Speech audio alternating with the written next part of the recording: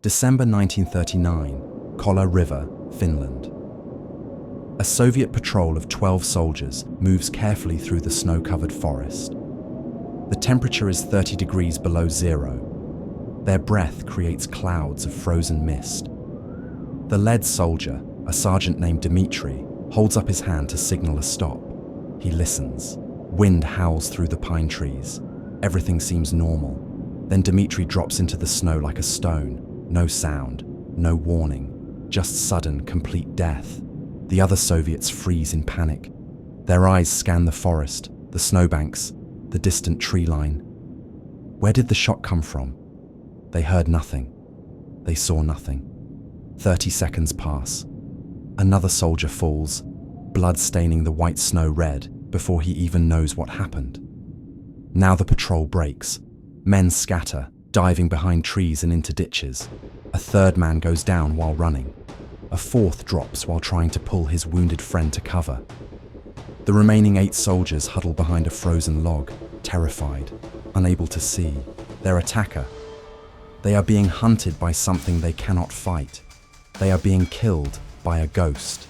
Not one of them would ever see the man pulling the trigger. This is the story of Corporal Simo Haiha, a Finnish sniper who would kill 542 Soviet soldiers during the Winter War. Before the war, Simo was just a simple farmer from Rautajärvi, a tiny village in eastern Finland.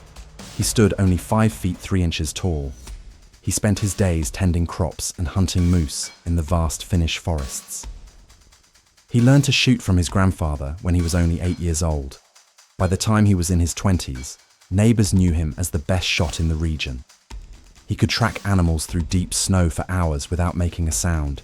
He could sit perfectly still in a hunting blind, in freezing temperatures, waiting for a single perfect shot. He never wasted ammunition. He rarely missed. Now, in the winter of 1939, he was using those same skills to hunt men instead of moose. And he did it with the same cold precision.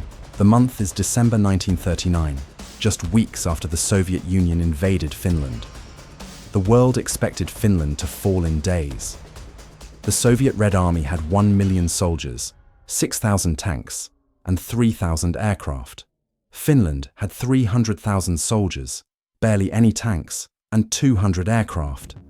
The Soviets expected an easy victory. They called it a border adjustment.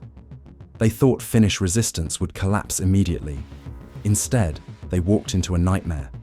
The Finnish winter was one of the coldest on record. Temperatures dropped to 40 degrees below zero. Soviet soldiers froze to death in their sleep. Their tanks broke down in the snow. Their supply lines stretched too thin. And in the forests of eastern Finland, Finnish soldiers who knew the terrain turned the invasion into a slaughter. The Finns used guerrilla tactics, skiing through forests in white camouflage, appearing from nowhere, killing entire Soviet columns, then vanishing like ghosts. Soviet casualties climbed to thousands per week. The world watched in shock as tiny Finland held back the Soviet giant. But in this frozen hell of winter warfare, one man would become a legend that terrified an entire army. Simo Haiha, the short farmer from Rautajärvi, would become the hunter that Soviet soldiers feared most. He would kill over 500 men in just 100 days of combat. He would eliminate dozens of Soviet snipers sent specifically to kill him. He would do it all without ever being seen, without ever being caught, using a rifle with no telescopic scope so there would be no glint to give away his position. The Soviets would call him Belaya Smert, the White Death. They would send counter-sniper teams. They would carpet bomb areas where they thought he was hiding. They would offer rewards for anyone who could kill him. None of it would work. But here is the question nobody asks when they hear about the White Death's incredible kill count. How does a quiet, humble farmer who never wanted to hurt anyone become the most lethal sniper in human history? And what happens to a man when a Soviet bullet destroys half his face, leaving him to carry the weight of 500 deaths for 60 more years? By 1939, Simo Haiha had become the best shot in Rautajärvi, a skill learned from his grandfather who had fought in Finland's civil war. At 34 years old, Simo was older than most soldiers, but his shooting skills were unmatched. Simo grew up in a farming family in one of the most remote parts of Finland, near the Soviet border. Life was hard. Winters were brutal. His family survived by farming in summer and hunting in winter. When Simo turned 8, his grandfather took him into the forests with an old rifle. The grandfather had learned to shoot during Finland's struggle for independence and knew that in this part of the world, being able to shoot well might mean the difference between eating and starving, or between living and dying. He taught young Simo how to track animals through snow, how to read wind by watching pine needles move, how to control his breathing in freezing cold, how to make himself invisible in the forest. By the time Simo was a teenager, he could track a moose for an entire day without the animal knowing he was there. He could sit motionless in temperatures below freezing for hours. Local hunters said animals never heard him coming. They said he moved through the forest like a spirit. Simo completed his mandatory military service in the 1920s, serving 1 year in the Finnish army. His commanders noted his exceptional marksmanship, but nothing special came of it. After his service, he returned to farming and hunting. He joined the Finnish Civil Guard, a volunteer defense organization where men practice shooting and military skills. At Civil Guard competitions, Simo won trophy after trophy for marksmanship. He became known as one of the best rifle shots in all of Finland. But he never sought attention. He was quiet, humble, and preferred the solitude of the forest to crowds of people. Then, on November 30th, 1939, everything changed. The Soviet Union invaded Finland with overwhelming force. Soviet leader Joseph Stalin wanted Finnish territory to create a buffer zone around Leningrad. He expected the invasion to take 2 weeks at most. Soviet generals told their troops they would be home for Christmas. Instead, they marched into one of the bloodiest conflicts of the early war years. Finland mobilized every able-bodied man. Simo Haiha, now 34 years old and considered too old by some standards, immediately reported for duty. He joined the 6th Company of Infantry Regiment 34, defending the Kollaa River sector in eastern Finland. The Finnish army issued Simo a Mosin Nagant model 2830 rifle, the Finnish version of the Russian rifle. Most snipers use telescopic sights, but Simo refused them. He had 3 reasons. First, scopes created a glint in sunlight that could reveal his position. Second, scopes required raising your head higher above cover, making you an easier target. Third, scopes could fog up or freeze in the extreme cold of Finnish winter. Simo had hunted his entire life with iron sights. He trusted them completely. His commanders thought he was crazy to refuse a scope. They would soon realize he was right. Simo arrived at the Kollaa front in early December 1939. The temperature was already 30 degrees below zero. Snow lay 5 feet deep in places. The landscape was endless forest broken by frozen lakes and rivers. Soviet forces outnumbered the Finns 5-1 in this sector. They attacked in human waves, sometimes sending hundreds of soldiers against Finnish positions defended by dozens of men. The Finns built log fortifications, dug trenches in the frozen ground, and prepared to defend every inch. Simo took his rifle, a white camouflage suit made from a bedsheet, and some ammunition. He found a good position overlooking a Soviet approach route. On his first day of combat, December 6, 1939, he killed his first Soviet soldier. A scout moved carelessly through the trees 400 meters away. Simo lined up the shot, controlled his breathing despite the freezing cold, and squeezed the trigger. The Soviet fell instantly. Simo felt the same numbness he had felt when shooting his first moose as a boy. It concerned him, but there was no time to think about it. More targets were coming. By the end of that first day, Simo had killed 4 Soviet soldiers. He did not know it yet, but that numbness would only grow deeper with every kill. By mid-December 1939, Simo had already killed 37 Soviet soldiers in just 2 weeks of fighting. He had learned to move like smoke through the frozen forests. but nothing could have prepared him for what the Soviets would throw at Finland in the coming months. The terrain of the Kollaa River sector was unlike any other battlefield. The forests were dense with pine and spruce trees that blocked sunlight even at midday. In December, the sun rose after 9 in the morning and set before 3 in the afternoon, giving barely 6 hours of dim daylight. The rest was darkness or twilight. The temperature rarely rose above 0 degrees Fahrenheit and often dropped to 40 below. Snow lay so deep that movement without skis was nearly impossible. Soviet soldiers, most from southern regions of the USSR, had never experienced such cold. They froze to death in their sleep. Their weapons jammed from the cold. Their tanks broke down. But Simo knew this land. He had hunted here since childhood. The cold did not bother him. The darkness did not slow him. The snow made him invisible. The Soviets sent wave after wave of soldiers against the Finnish lines. On some days, they attacked with battalions of 500 men against Finnish positions held by 50 soldiers. They expected to overwhelm the Finns through sheer numbers. Instead, they walked into killing grounds. Finnish soldiers, all expert marksmen, cut them down by the dozens. And among those Finnish soldiers, one stood out. Soviet commanders began receiving reports of an invisible sniper who was killing their men at an impossible rate.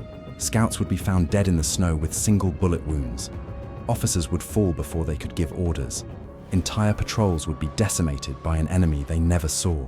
The reports always described the same thing: perfect shots from unknown positions, no scope glint, no sound until the bullet arrived, no chance to fight back.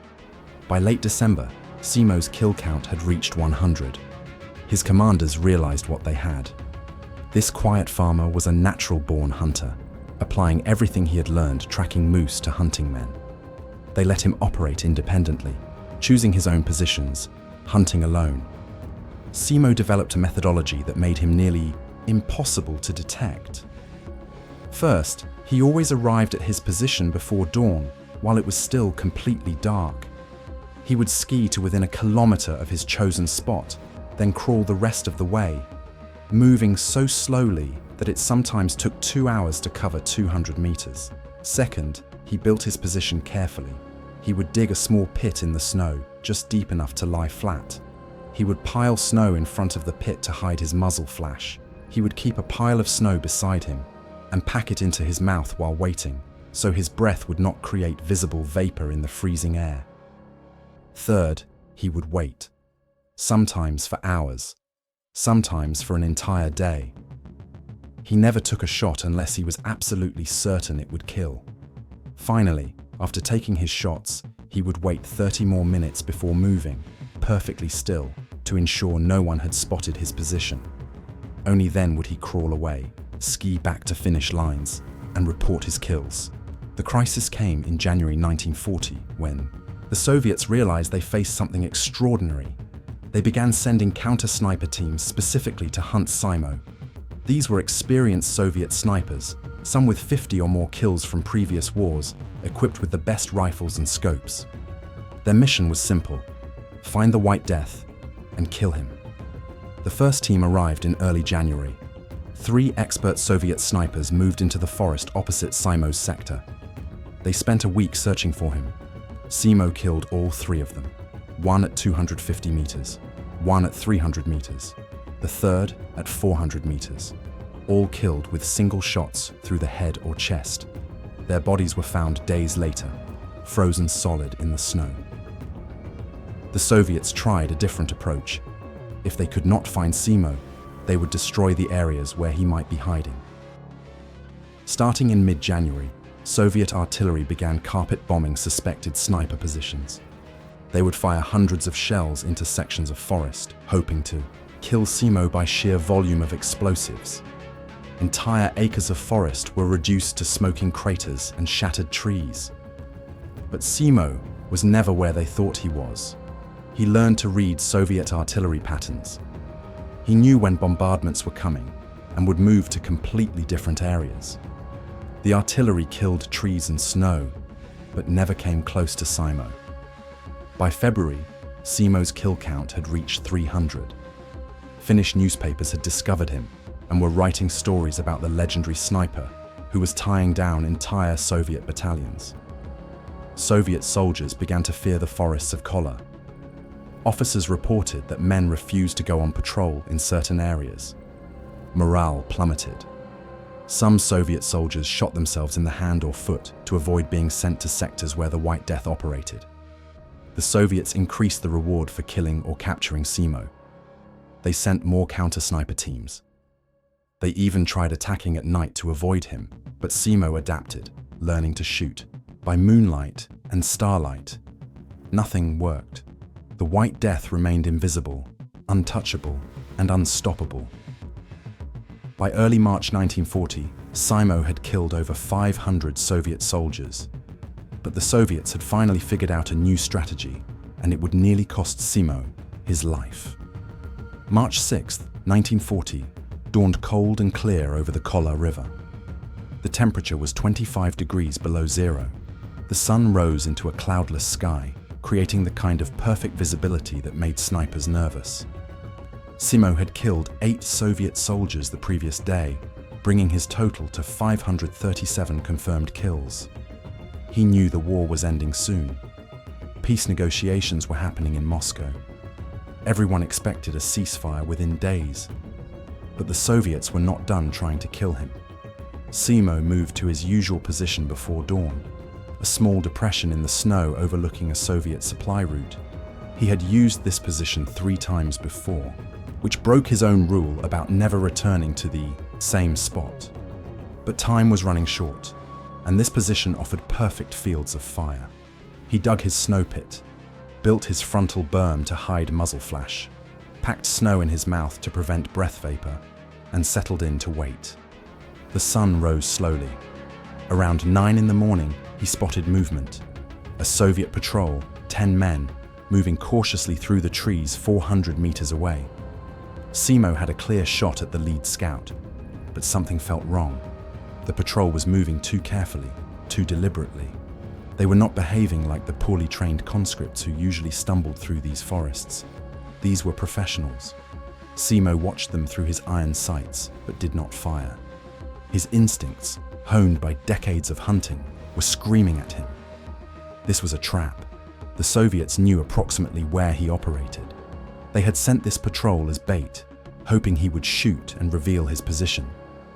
Somewhere out there, a Soviet sniper was watching, waiting for Simo to make a mistake. Simo made a decision. He would take the shot anyway. If he could kill the Soviet sniper before the sniper killed him, he would survive. If not, at least he had done his duty. He lined up on the patrol leader, controlled his breathing, and fired. The Soviet dropped instantly. The other 9 men scattered for cover. Simo did not move. He stayed perfectly still, scanning the tree line with his iron sights. Where was the Soviet sniper? Where would he be hiding? Then he saw it. 600 meters away, high in a pine tree, the smallest glint of reflected sunlight off a scope lens. The Soviet sniper had climbed a tree to get height advantage, breaking from typical doctrine. It was clever. Most snipers avoided obvious elevated positions. But this Soviet thought Simo would never expect it. The Soviet had made one mistake. The sun was behind Simo and shining directly on the Soviet scope. In that instant, Simo calculated range, wind, the angle of the shot. 600 meters was extreme range for iron sights. Most snipers would never attempt it. Simo had done it dozens of times. He fired. Through his sights, he saw the Soviet sniper jerk and fall backward. The body tumbled from the tree and hit the snow below. Simo had killed another counter-sniper, but he had broken his own rule. He had fired twice from the same position. He needed to leave immediately. He began to move, starting his slow crawl backward through the snow. Then the world exploded in white light and unimaginable pain. A Soviet sniper he had not seen, part of a 2-man team, had fired an explosive bullet that struck Simo in the left jaw. The bullet fragmented on impact, blowing away his left cheek, shattering his jaw, destroying teeth, and exiting through the side of his face. Simo felt himself falling into darkness. He thought he was dead. Finnish soldiers from his company had heard the shot. They knew Simo was out there somewhere. 2 soldiers, Jussi Viitanen and Toivo Lajeni, skied toward where they had last seen him. They found Simo lying in red snow, half his face gone, unconscious, but somehow still breathing. They could see bone, teeth, and tissue where his cheek should have been. Both soldiers thought he was as good as dead, but they wrapped his head in bandages and carried him back on a stretcher anyway. Simo never regained consciousness. He was evacuated to a field hospital, then to a larger hospital in Viipuri, then finally to a hospital in the interior of Finland, away from the fighting. Doctors looked at his wound and shook their heads. The damage was catastrophic. The entire left side of his jaw was gone. His cheek was destroyed.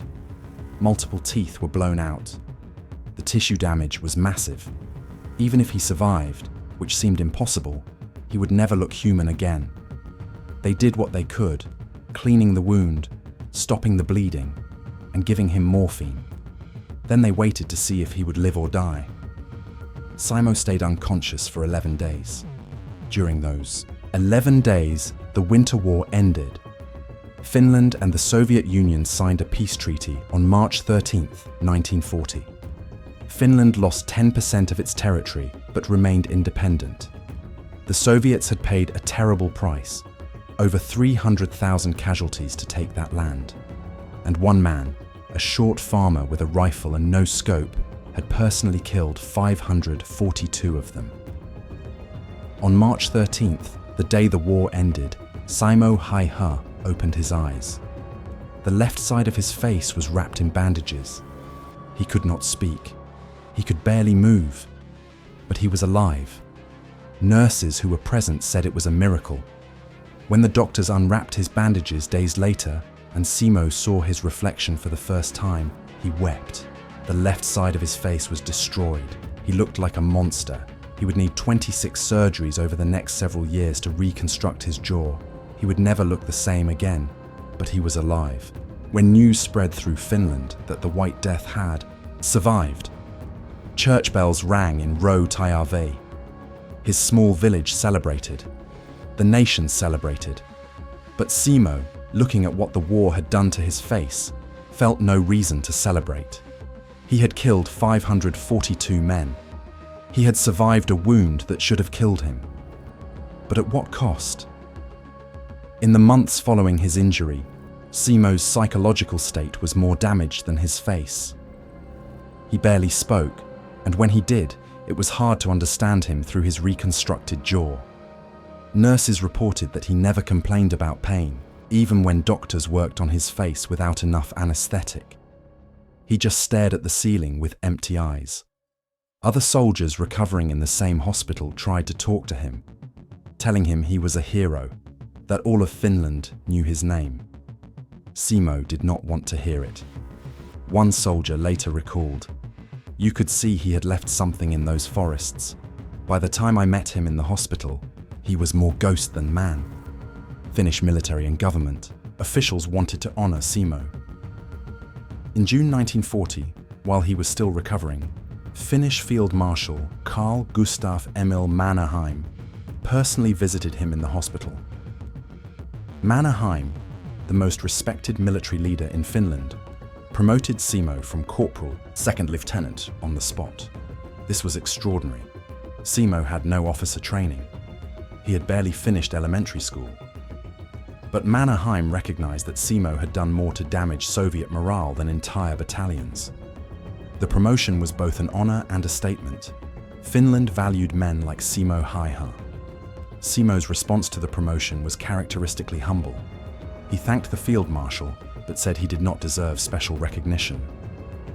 "I only did my duty," he told Mannerheim through his damaged jaw, "and what I was told to do, as well as I could." Mannerheim later wrote in his diary that Simo was the most humble war hero he had ever met. Finnish newspapers wrote stories about the White Death, describing his 542 kills and legendary status. But Simo refused all interview requests during his recovery. He did not want fame. He did not want to talk about the war. When reporters tried to visit him in the hospital, he had nurses turn them away. One persistent journalist managed to get into Simo's room and asked, "How does it feel to kill 500 men?"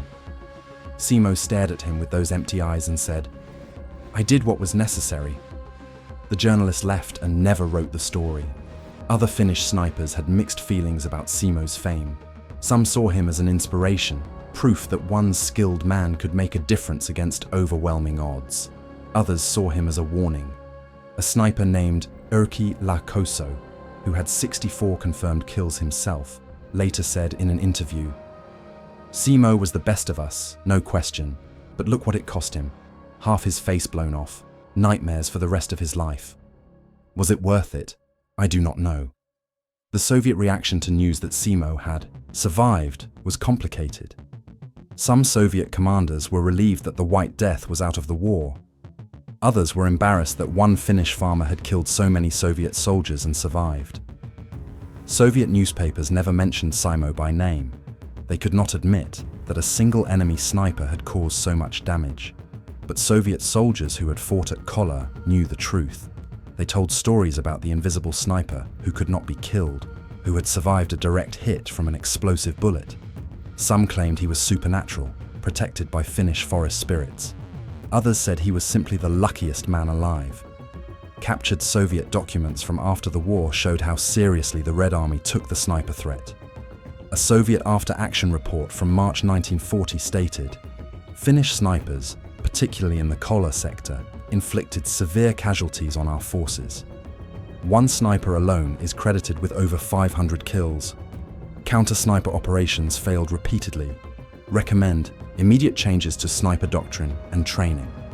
The report never named Simo, but everyone knew who they meant. By late 1940, Simo had recovered enough to leave the hospital. His face was scarred and disfigured, but functional. He could eat, though chewing was difficult. He could speak, though his voice sounded different. He could smile, though the left side of his face barely moved. He looked in the mirror every morning and saw a stranger. The quiet farmer from Row TRV was gone. In his place was a scarred veteran who had killed 542 men and paid for it with half his face. Simo returned to military service in 1941 when Finland re-entered the war against the Soviet Union. But his days as a frontline sniper were over. The injury had affected his vision and coordination. He could not shoot with the same precision. The army assigned him to training duties, teaching new snipers the skills that had made him legendary. He taught patience, camouflage, wind reading, and the importance of never taking unnecessary shots. His students listened carefully. This was the White Death himself teaching them. But Simo never told them what it felt like to kill 500 men. He never told them about the nightmares, the guilt, the faces he still saw when he closed his eyes. He taught them how to kill efficiently. He did not teach them how to live with it afterward. Simo Haiha's extraordinary kill count and legendary status had effects that rippled far beyond one man's personal story. His success fundamentally changed how military forces around the world thought about snipers and their tactical value. The Finnish military studied Simo's methods extensively. His techniques became the foundation of Finnish sniper doctrine that remains in use today. Instructors taught what they called the Haiha method. Use iron sights to avoid scope glint, build concealed positions using natural materials, never fire more than 3 shots from one position, and above all, have infinite patience. The Finnish Sniper School, established in 1941, based its entire curriculum on lessons learned from Simo and other Winter War snipers. Finland's military recognized that in a country with a small population facing potential invasion by a much larger neighbor, highly trained snipers could be force multipliers. One man like Simo could tie down hundreds of enemy soldiers. Soviet military leadership was deeply embarrassed by the Winter War results. They had lost over 300,000 men trying to conquer a nation of fewer than 4 million people. Soviet commanders wrote detailed reports analyzing what went wrong. Simo and the Finnish Sniper Corps featured prominently in these reports. One Soviet general wrote, Finnish snipers caused disproportionate casualties and severe morale damage. Our soldiers feared invisible enemies more than artillery or tanks. We failed to adequately prepare our forces for this threat. The Soviets responded by massively expanding their own sniper programs. By 1942, the Red Army had trained thousands of snipers, many of whom would achieve kill counts in the hundreds during the fight against Germany. Soviet sniper legends like Vasily Zaitsev and Lyudmila Pavlichenko learned from tactics the Finns had pioneered. The Germans also paid attention. German military observers had watched the Winter War closely. They noted how effective Finnish snipers were against Soviet mass attacks. When Germany invaded the Soviet Union in 1941, German sniper doctrine incorporated lessons from Finland. Use terrain and camouflage effectively, target officers and communications personnel first, and operate independently rather than in rigid formations. The terrible sniper warfare that characterized the Eastern Front from 1941 to 1945 had its roots in what happened in Finland in 1939 and 1940. By the end of World War II, military forces worldwide had statistics proving SIMO's impact.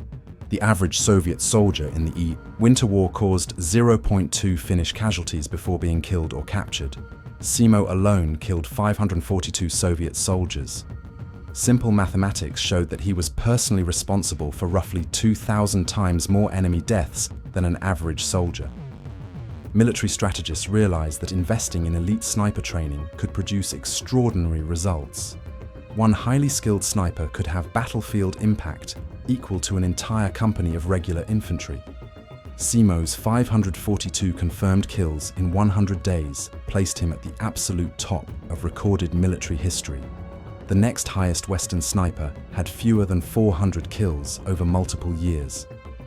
This record has never been approached, let alone broken. The psychological impact of snipers like SIMO on enemy morale was studied extensively after the war.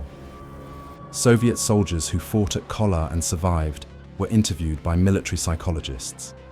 They described the terror of facing an enemy they could not see. One Soviet private said, "We knew artillery could kill us. We knew machine guns could kill us. We accepted those risks." But the sniper was different. The sniper made it personal. He chose you specifically. You would be talking to your friend, then his head would explode, and you never heard the shot. We started to break psychologically. Some men refused to leave the bunkers. SIMO's story became part of Finnish national identity. Finland had faced impossible odds against the Soviet Union and held out far longer than anyone expected.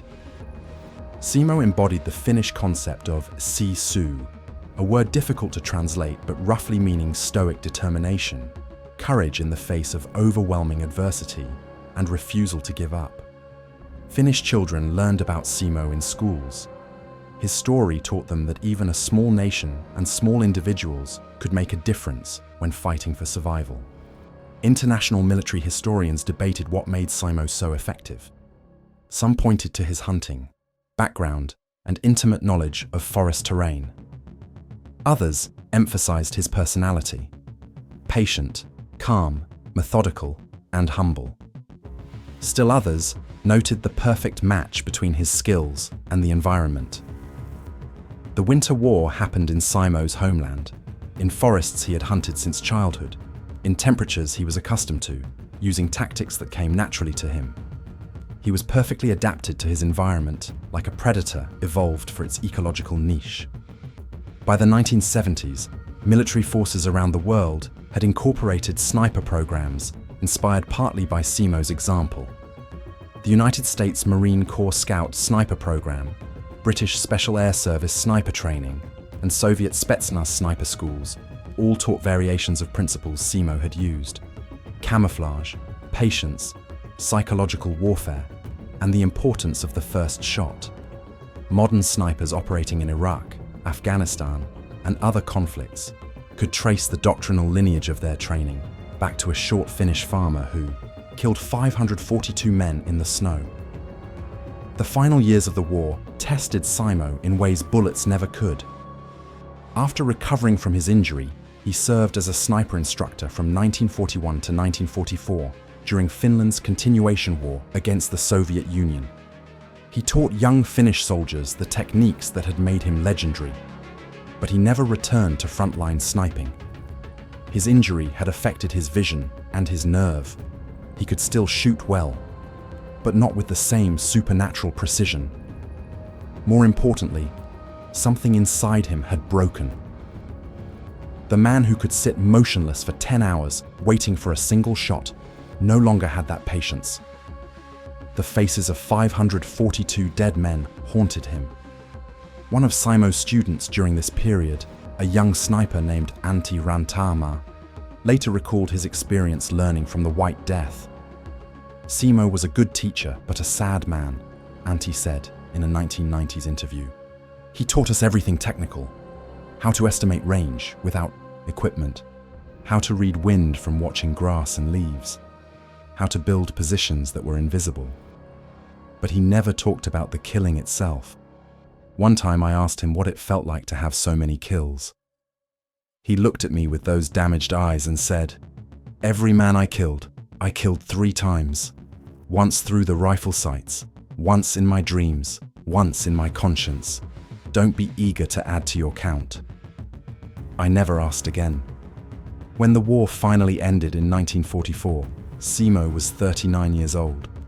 He had spent 5 years either fighting or recovering from injuries. He had killed 542 men. His face was permanently scarred. His body carried other wounds that never fully healed. He wanted only one thing: to go home to Ro TRV and return to farming. But Ro TRV was gone. The 1940 peace treaty had ceded that territory to the Soviet Union. His family farm, the land his grandfather had worked, the forests where he had learned to hunt, all of it now belonged to the Soviets. Simo, like hundreds of thousands of other Finns from the ceded territories, was now a refugee in his own country. The Finnish government gave displaced Karelians land in other parts of Finland as compensation. Simo received a small farm in Rukolahti in southeastern Finland. It was nothing like his homeland.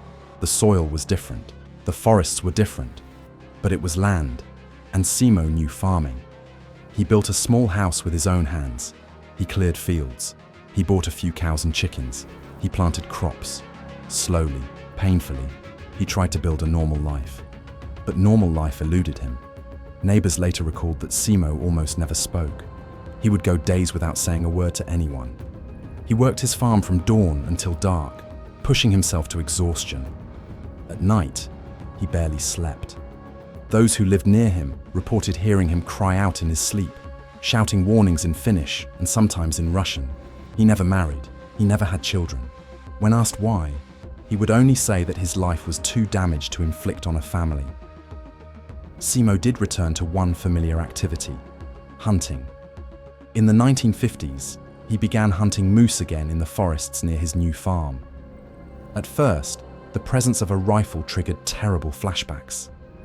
The first time he looked through iron sights at a moose, he saw a Soviet soldier instead. He lowered the rifle and went home without firing. But gradually, over months and years, he relearned to separate hunting animals from hunting men. He never used a scope. He still used only iron sights, and he never spoke about why. In the 1960s and 1970s, as Finland's political relationship with the Soviet Union stabilized, more information about the Winter War became public. Journalists discovered Simo's story. They wanted interviews. They wanted to know what it was like to be the deadliest sniper in history. Most of the time, Simo refused, but occasionally, as he grew older, he would agree to speak briefly. His answers were always the same. "I only did my duty and what I was told to do as well as I could." When asked if the dead haunted him, he would not answer at all. One interview from 1998, when Simo was 92 years old, revealed more than usual. The interviewer asked why Simo had refused to use a telescopic scope. Simo's answer was unexpected. "A scope makes you see too much," he said. "Through iron sights at long distance, a man is just a shape, a target. Through a scope, you see his face. You see if he is young or old. You see fear in his eyes. The iron sights let me do what I had to do without seeing too much. Maybe that is cowardice. I do not know. It was the most personal thing Simo ever said publicly about his wartime experience. Simo lived alone on his farm until he was 95 years old. In 2000, his health began failing. He moved to a war veterans' home in Chaamina, Finland, where he could receive proper medical care. Even there, he remained quiet and private. Other veterans knew who he was. The White Death, the legendary sniper. But Simo did not want to talk about it. He spent his days reading, doing simple crafts, and looking out the window at the forest. Nurses said he seemed peaceful, but also profoundly sad, as if he was waiting for something that would never come. On April 1st, 2002, Simo Hai-her died peacefully in his sleep. He was 96 years old. He had lived 62 years after the war, longer than many expected given his injuries. In his final years, when asked by a nurse what he wanted people to remember about him, Simo said, "I hope they remember that I loved Finland. Everything else, I would rather they forget." But they did not forget. Thousands attended his funeral. The Finnish military sent honor guards. Government officials gave speeches about his service to the nation. But the most meaningful tribute came from ordinary Finns who remembered what Simo represented. A small nation's defiance against overwhelming odds. Ordinary. People doing extraordinary things when their homeland was threatened. Simo was buried in a simple grave in Ruukolahti, not far from the farm where he had spent his later years. His gravestone was plain, like the man himself, with only his name, dates, and the simple words, "A Finnish soldier." Years later, one of Simo's few friends, an elderly veteran named Tapio Esaha Rehlinen, said something that captured the tragedy of Simo's life. Simo was the best at what he did, but being the best at killing is a terrible burden to carry. He saved Finland with his rifle, but I think part of him died with every man he killed. By the time I knew him in the 1970s, he was like a ghost of a ghost. The living part of him had died in those forests in 1939. What we knew for the next 60 years was just the shell, carrying the weight of 542 souls. Simo Hai-her's story did not end with his death in 2002. His legend has only grown in the decades since, becoming a symbol that transcends his individual life and speaks to larger questions about war, duty, and the price of violence. Finland remembers Simo as a national hero. In 2005, on the 100th anniversary of his birth, the Finnish military held ceremonies honoring his service. A memorial was erected near the Kollaa River where Simo had fought. The memorial does not glorify war or killing. Instead, it honors the Finnish soldiers who defended their homeland against impossible odds. Simo's name appears prominently, but alongside hundreds of others who fought and died in the same battles. This is how Simo would have wanted it. He never sought individual glory. He saw himself as one soldier among many, doing his duty. Military historians continue to study Simo's techniques, particularly his refusal of telescopic sights and his use of extreme patience in sub-zero conditions. His methods remain unmatched. Modern sniper training incorporates many of Simo's principles. Military sniper schools in dozens of countries teach students to use terrain and natural camouflage, to have infinite patience, to take only high-percentage shots, and to understand that the mental game is as important as marksmanship. Simo's kill count remains the highest in recorded military history, a record that will likely never be broken. Modern warfare has changed. The kind of static, target-rich environment Simo faced at Kollaa, where poorly trained Soviet soldiers advanced in waves through terrain that favored defenders, simply does not exist anymore. Simo's record stands not just as an achievement, but as a relic of a specific moment in military history. But Simo's legacy raises uncomfortable questions that military institutions still struggle to answer. What do we owe soldiers who we train to kill with such efficiency? Simo killed 542 men. each one a human being with a family, with dreams, with a life cut short. We celebrate Simo's skill and honor his defense of Finland. But what about the cost? Simo lived 62 years after the war, never married, rarely smiled, haunted by nightmares, his face permanently scarred. Was this a price worth paying? Simo himself never clearly answered this question. When pressed, he would only say he did his duty. But duty to whom, and at what cost? The Finnish government has grappled with how to remember the Winter War and its heroes. Modern Finnish education teaches students about the war as a defensive fight for national survival. Simo is presented as an example of Finnish sisu, determination and courage in impossible circumstances. But teachers also emphasize the tragedy of war itself. Students learn that while Simo's skill saved Finnish lives, the war should never have happened at all. Finland lost territory, lost tens of thousands of soldiers, and gained nothing but survival.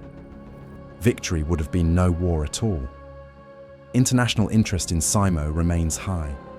Books, documentaries, and articles continue to tell his story. Internet communities discuss his tactics and debate whether anyone will ever match his record. Video games feature characters based on him. He has become, in some ways, a folk hero far beyond Finland's borders. But this popularization sometimes misses the human tragedy at the story's core. Online discussions focus on his kill count, his techniques, his legendary status. Few discuss the nightmares, the loneliness, the 62 years spent carrying the weight of 542 deaths. Simo's story teaches us that war's mathematics are false. We calculate that his 542 kills saved perhaps 1,000 Finnish lives by eliminating Soviet soldiers who would have killed them instead. By this accounting, Simo was a hero whose actions resulted in a net saving of lives.